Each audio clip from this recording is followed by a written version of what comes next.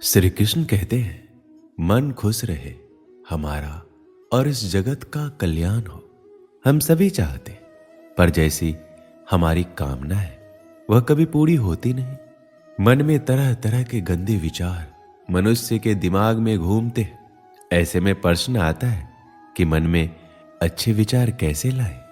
विचार उठते हैं मन से, इसलिए मन क्या है यह हमें पता होना चाहिए। इसके बाद ही हम गंदे और अच्छे विचारों के खेल को समझ सकते। देखिए, मनुष्य का जीवन विचारों से ही तो है। किसी के मन में विचार आता है खुद को और इस दुनिया को बेहतर बनाने का, तो किसी को आत्महत्या का विचार आता है। इन विचारों से परेशान होने से पूर्व हमें समझना होगा कि आखिर मन में विचार कैसे आते हैं, मन में विचारों की उत्पत्ति कैसे होती है। मनुष्य को अपनी स्थिति के अनुरूप ही विचार आते हैं। मनुष्य की हालत यदि मजबूरी की है तो उसके कर्म भी मजबूरी में होंगे। यदि हालात बुरे हैं तो विचार भी बुरे ही आते हैं। इसलिए विचारों का आना आपके हालातों पर निर्भर करता है।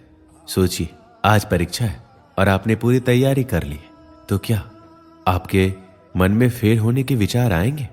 बिल्कुल नहीं। लेकिन परीक्षा आज है और साल भर आपने सिर्फ मस्ती किया है, तो निश्चित है कि दिमाग में विचार भी फेल होने के ही घूमेंगे। तो अधिकांश मामलों में ये उसका खुद का चुनाव होता है। आप परीक्षा के लिए पढ़ाई करें या ना करें, यह आपका चुनाव है। इसलिए अगर आपका चुनाव ही गलत है तो फिर विचार गलत ही होंगे।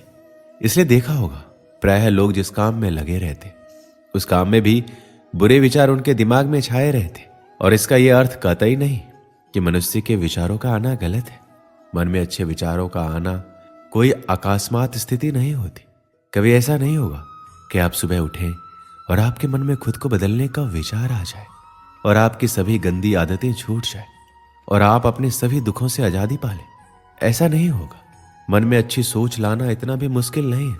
अगर आपका कोई साथी है तो आपको किसी भी चीज को लेकर भड़का रहा है या बुरा सोच लाने के लिए प्रेरित कर रहा है, तो उससे आपको अलग रहना है। ऐसे लोगों से जितना जल्दी हो सके दूरी बना लीजिए और खुद को व्यस्त रखने की कोशिश कीजिए। जरूरी नहीं कि काम करके ही खुद को व्यस्त रखा जा सकता है। आप चाहें तो खुद को व्यस्त रखने के लिए अपने पसंद का काम भी कर सकते हैं। इससे आपको बुरा सोच नहीं आएगा। आप सदा खुश रहेंगे तो मन में अच्छी सोच भी आएगी। बुरी चीजों से दिमाग हटाकर आपको अच्छी चीजों पर लगाना होगा।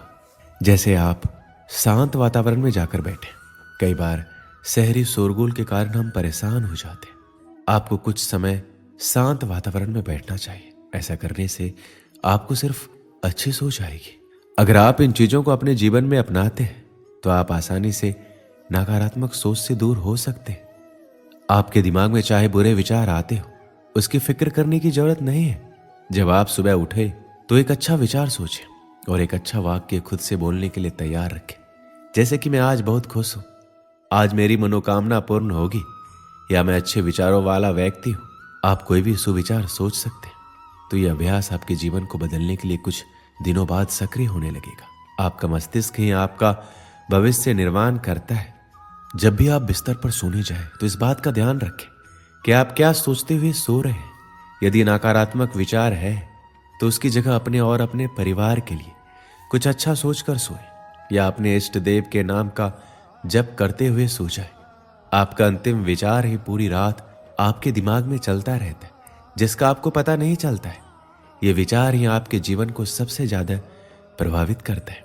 इस विचार का सबसे अच्छा होना जरूरी है। अतः सोते समय अच्छे विचारों को दोहराते हुए सोना चाहिए। मन में किसी प्रकार का भय और शंका लेकर नहीं सोना चाहिए। इसलिए जब भी आप सोएं तो एक अच्छे विचार के साथ सोएं।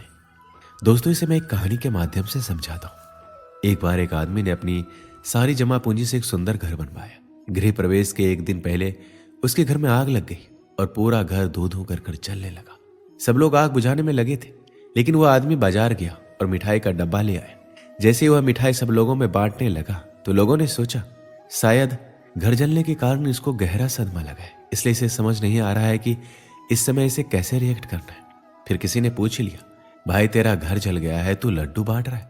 और वो उत्तर सुनकर प्रश्न पूछने वाला निशब्द हो गया। उस आदमी ने उत्तर दिया, क्या आप लोग ये देख रहे हो कि गृह प्रवेश से पहले मेरा घर जल गया, लेकिन मैं ये सोच रहा हूं अगर मैंने गृह प्रवेश कर लिया होता तब आग लगती तो मेरे घर के साथ साथ मेरे परिवार वालों को भी नुकसान हो सकता था। इसलिए मैं ईश्वर का धन्यवाद कर रहा हूं कि आपने मेरे परिवार को बचा लिया। अगर जीवित रहे तो घर तो और भी बन जाएंगे। इसलिए सकारात्मक सोच के साथ नजरिया भी सकारात्मक रखना जरूरी है। अच्छी आदतों से अच्छा होता है और बुरी आदतों से बुरा। यदि आप में किसी भी प्रकार का नशा करने, गाली बकने, क्रोध करने, ईर्ष्या करने, अनावश्यक भोजन करने और किसी का अपमान करने या अन्य किसी भी प्रकार की गंदी आदतें हैं, तो फिर आपका वर्तमान और भविष्य भी वैसा ही होगा। बुरी आदतें डालनी नहीं पड़ती, वो संगत से स्वतः ही निर्मित हो जाती है। आप अपनी बुरी आदतों को छोड़ने की चिंता करने के बजाय अच्छी आदतें डालना शुरू करें। जैसे सुबह जल्दी उठना, किसी असहाय की सहायता करना, माता पिता के प्रतिदिन पैर छूना, अच्छे प्रवचन सुनना, लोगों से विनम्रता से बात करना।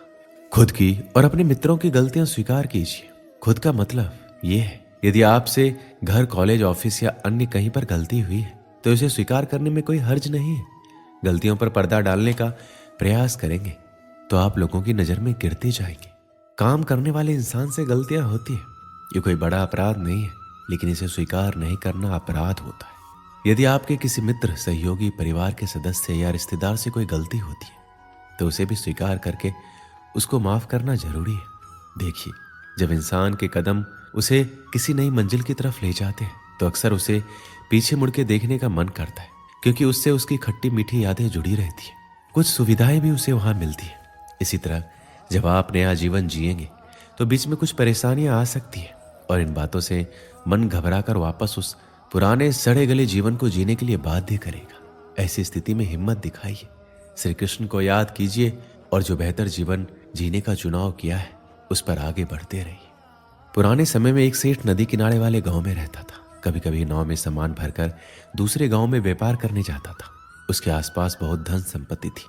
वह नाव से सफर करता था, लेकिन तैरना नहीं जानता था। एक दिन वह दूसरे गांव से सामान बेचकर अपने घर लौट रहा था। नदी के बीच में उसकी नाव में छेद हो गया। नाव में पानी भरने लगा। सेठ डरने लगा कि अब वो डूब जाएगा। तभी उसे थोड़ी दूर एक मछुआरे की नाव दिखाई दी। सेठ ने मछुआरे को आवाज लगाकर अपने पास बुलाया और बोला कि मेरी नाव डूब रही है, मैं तैरना भी नहीं जानता, भाई तुम मुझे बचा लो, मैं तुम्हें अपनी पूरी धन संपत्ति दे दूंगा। मछुआरे ने उसे अपनी नाव में बिठा लिया। मछुआरे की नाव में बैठने के बाद सेठ की हालत थोड़ी सामान्य हुई। अब सेठ कुछ सोचने लगा। वह मछुआरे से बोला, भाई अगर मैं तुम्हें मेरी पूरी संपत्ति दे दूंगा तो मैं अपने घर परिवार का पालन कैसे करूंगा? मैं तुम्हें पूरी नहीं आधी संपत्ति दूंगा। मछुआरा चुपचाप नाव का चप्पू चला रहा था। सेठ फिर सोचने लगा। कुछ देर बाद उसने मछुआरे से कहा, भाई मेरी संपत्ति में मेरे बच्चों का भी अधिकार है, मैं तुम्हें आधा नहीं 1/4 संपत्ति दूंगा। मछुआरे ने कुछ नहीं कहा। कुछ ही देर में नाव किनारे पहुंच गई। अब सेठ की सोच पूरी तरह बदल चुकी थी। वह सुरक्षित किनारे पर आ गया था। सेठ ने सोचा, इसने मेरी जान बचा के कोई बड़ा काम नहीं किया, यह तो इसका धर्म था। यह सोचकर सेठ ने मछुआरे को सोने का एक सिक्का देना चाहा, लेकिन मछुआरे ने यह लेने से मना कर दिया। सेठ ने वह सिक्का भी अपने पास रख लिया और वहां से चला गया।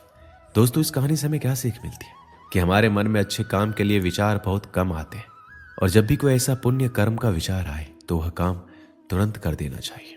समय के आगे बढ़ने के साथ साथ हमारे विचार भी बदल जाते हैं। दोस्तों, इस वीडियो में बस इतना ही। मिलते हैं अगले वीडियो में। अपना ख्याल रखिएगा। जय